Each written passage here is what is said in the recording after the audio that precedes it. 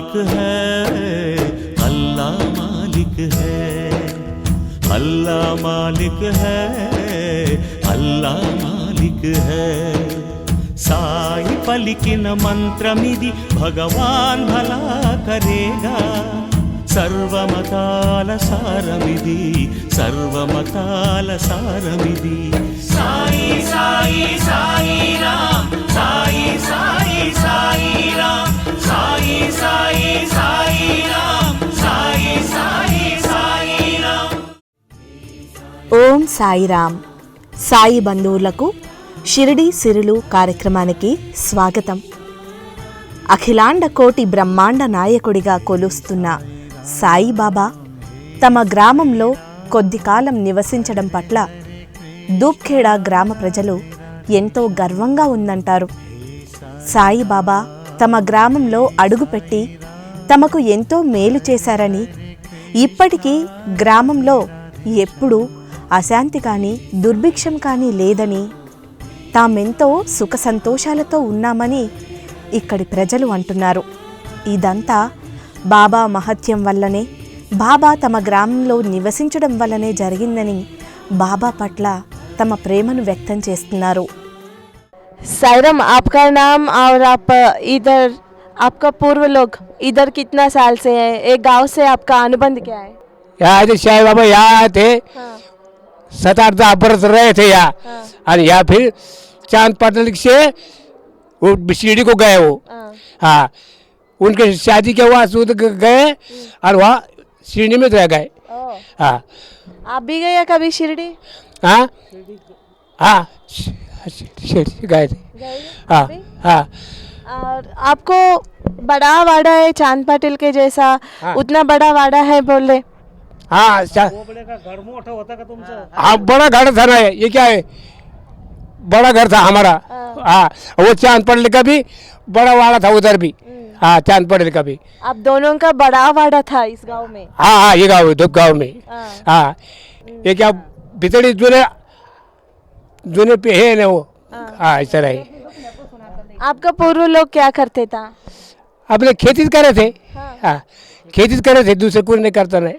हाँ, సో వీళ్ళ పెద్దవాళ్ళు కూడా పూర్వీకులు వ్యవసాయం చేస్తూ ఉండేవారంట. చాంద్పాటలతో పాటు వీళ్ళకు కూడా ఊర్లో చాలా పెద్ద కోట ఉండేది. చిన్న ఊరే అయినప్పటికీ కూడా ఇక్కడ చాలా స్థితిమంతులు ఉండేవారు. స్థితితో పాటు అంటే ఆర్థికంగా ఉన్నత స్థితితో పాటు చాలా సంస్కారము భక్తి కూడా ఉండేవి వీళ్ళకి. दूब गांव में कितना लोग है?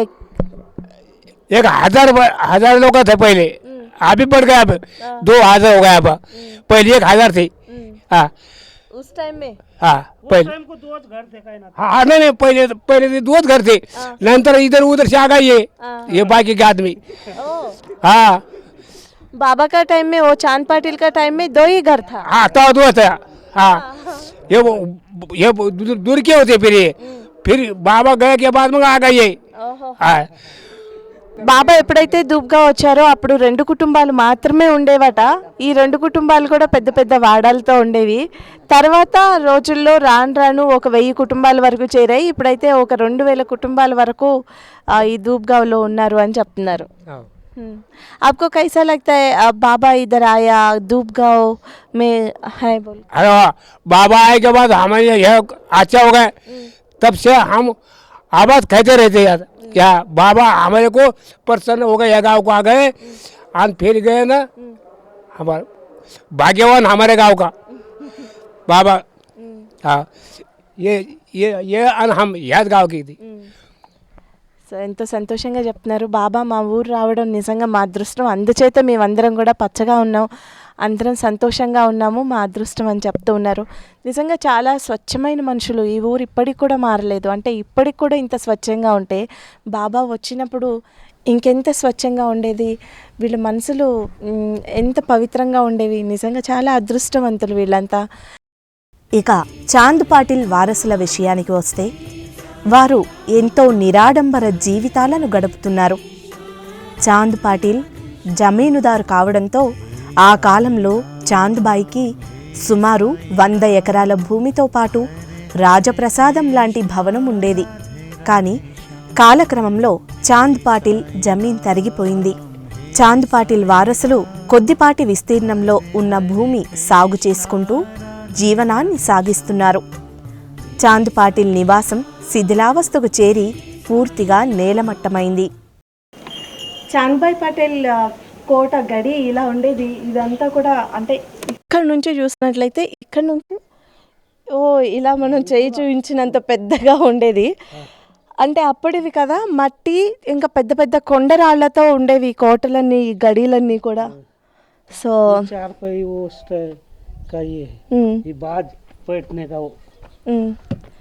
ఇవి మంచంకి ఉపయోగిస్తారు. 4 సైడ్లు ఉంటాయి కదా మంచం కాళ్ళు. ఇవి అప్పటివి ఆ ఇంట్లోవి అని చూపిస్తున్నారు. ఇవి బాబా చరిత్రకి సజీవ సాక్ష్యం. చాంద్భాయ్ పటేల్ అని మన చరిత్రలో చదువుతాం, బాబా చరిత్రలో. ఆ చాంద్భాయ్ పటేల్ నివాసం, ఆ నివాసానికి చారిత్రక సాక్ష్యం. ఇప్పటికైతే కనీసం మనం ఇదైనా చూడగలుగుతున్నాం. దీన్ని బాబా ఇచ్చిన అవకాశం మేరకు భక్తులందరం మనం ముందు తరాల కోసం కూడా రికార్డ్ చేయగలగడం మన అదృష్టంగా భావిస్తున్నాం.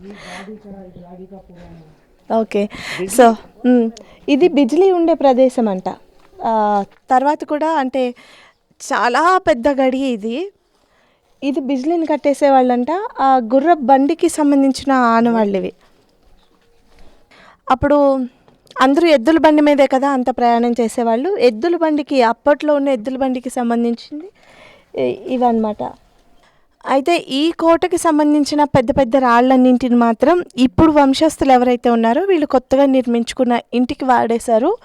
పెద్ద పెద్ద రాళ్ళన్నీ కూడా ఎక్కడికి వెళ్లకుండా ఆ ఇంటి ఆ పునాదులకి ఆ ఇంటి గోడల్లో ఉన్నాయని చెప్తున్నారు.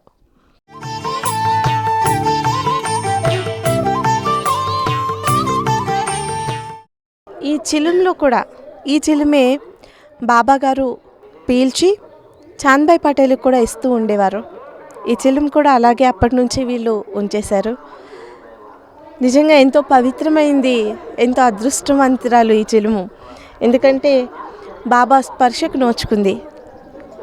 మసీదులో నా మహాయోగులతో మనుగడ సాగించితివి, మసీదులో నా మహాయోగులతో మనుగడ సాగించితివి, శిరోజములను పెంచి అంగీధరించి నిలిచితివి, చిలుమును పట్టి నిప్పును పెట్టి చిద్వినాశము చేసితివి, అల్లా మాలిక్ అనుచు నిత్యము ఆనందించితివి.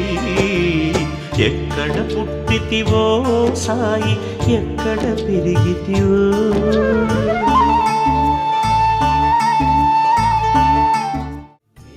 ప్రస్తుతం చాంద్ పాటిల్ 4వ తరం వారసులు చిన్నపాటి ఇళ్లలో జీవనం సాగిస్తున్నారు. చాంద్భాయ్ పటేల్ 4వ తరం వంశస్థులు నివసిస్తున్న గృహం ఇదే.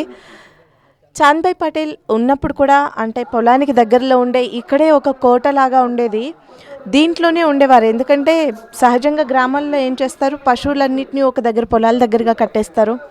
సో వాటికి దగ్గరగానే ఉండడానికి, వ్యవసాయం చేసేవాళ్ళు ఎవరైనా పొలాలకి దగ్గరగా ఉండడానికి ఇష్టపడతారు. చాంద్భాయ్ పటేల్ కూడా ఇక్కడే ఉండేవారు. బాబా కూడా చాంద్భాయ్ పటేల్తో ఇక్కడే ఊరు బయట పొలాలకి దగ్గరలో ఈ ఇంట్లోనే ఉండేవారు. ఈ మట్టిల్లు ఇదంతా చూస్తుంటే చాలా సంతోషంగా ఉంది. మాటల్లో చెప్పలేని ఒక మంచి అనుభూతి కలుగుతోంది.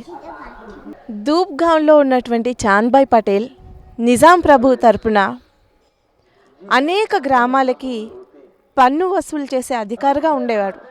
అంటే నిజాం సంస్థానంలో ఒక ఉన్నతమైన పదవిలో ఉండేవాడు. చాంద్భాయ్ పటేల్ సహజంగా కూడా ఎంతో తరతరాల నుంచి వచ్చే ఆస్తిపాస్తులతో ఎంతో ఐశ్వర్యవంతుడు. బాబాను చాంద్భాయ్ పటేల్ ఆహ్వానించినప్పుడు బాబా ధూప్గా వస్తారు. వచ్చినప్పుడు బాబా ఉండాలనుకుంటే చాంద్భాయ్ పటేల్ గృహంలో ఉండొచ్చు. ఎంతో అధికారము ఐశ్వర్యంలో ఉన్న చాంద్భాయ్ పటేల్ని అడిగినా లేకపోయినా బాబా కోరుకున్న రాజభోగాలతో ఉండొచ్చు. కానీ బాబా ఎప్పుడూ నిరాడంబరంగా అతి సాధారణమైన జీవితాన్ని గడపడానికి మాత్రమే ప్రాముఖ్యత ఇచ్చేవారు. అందుకు నిదర్శనమే మనకి ఈ గృహం.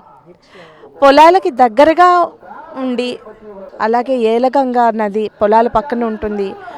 ఇక్కడ రోజు బాబాగారు కూర్చునే వేప చెట్టు, ఏకాంతంగా ఉండడాన్ని బాబా ఇష్టపడేవారు. బాబా ఇక్కడ ఉండేవారు కాబట్టి చాంద్భాయ్ పటేల్ కూడా బాబా గారి కోసమే బాబాతో పాటు ఇక్కడే ఉండేవారు. ఈ ఇల్లు, ఈ వాతావరణం అంతా చూస్తుంటే బాబా చాంద్భాయ్ పటేల్ ఇక్కడే ఉన్నట్టుగా వారి అనుబంధం మన మనసుల్ని తాకుతున్న అనుభూతి కలుగుతుంది.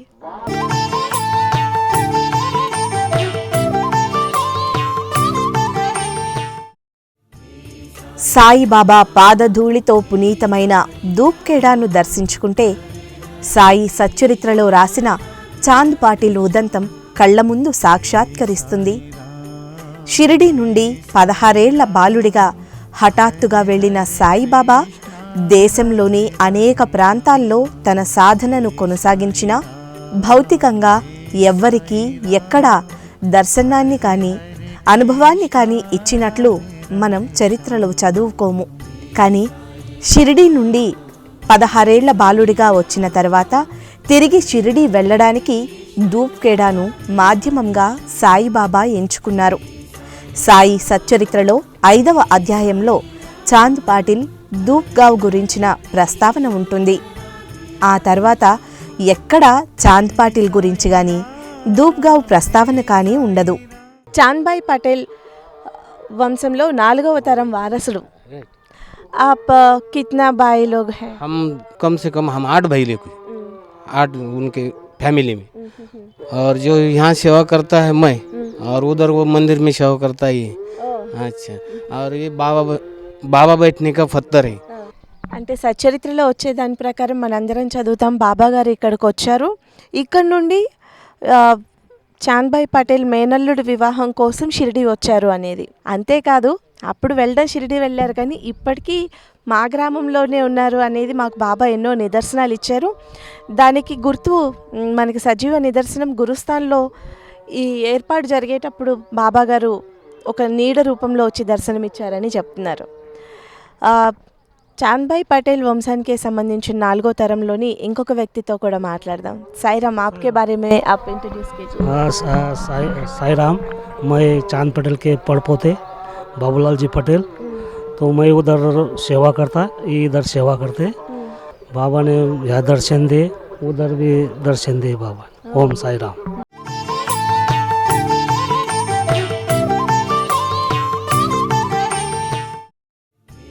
సాయిబాబా మహాసమాధి అనంతరం చాలామంది సాయి చరిత్ర పరిశోధకులు ధూప్ఖేడా గ్రామం గురించి అన్వేషించినా ఎక్కడా ఏ ఆధారాన్ని కనుగొనలేకపోయారు.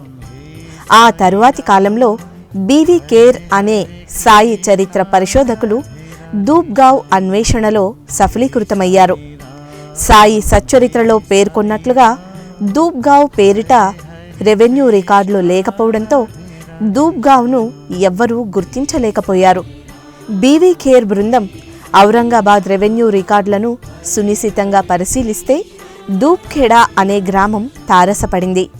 దానిని ఆధారంగా చేసుకుని ధూప్ఖేడా చేరుకున్న బీవీ ఖేర్ బృందం చాంద్ పాటిల్ గురించి విచారిస్తే ఆ గ్రామస్తులు చాంద్భాయ్ వారసులను చూపించారు. అప్పటి నుండి ధూప్ఖేడా విశిష్టతను ప్రపంచానికి చూపడానికి అనేక మంది సాయిబాబా భక్తులు కృషి చేస్తూనే ఉన్నారు. ఇది చాంద్ పాటిల్ గారు చనిపోయినప్పుడు శవాన్ని ఉంచుతాం కదా, పార్థివ దేహాన్ని, దీంట్లోనే చాంద్ పాటిల్ని తీసుకొని వచ్చి సమాధి చేశారంట. అది దాదాపు 100 సంవత్సరాల పైన అవుతుంది. బయటే పెట్టుంచారు, గాలికి ఎండకి వానకి, కానీ ఇలాగే ఉంది. దీంట్లోనే చాంద్ పాటిల్ గారిని తీసుకొని వచ్చి సమాధి చేశారు.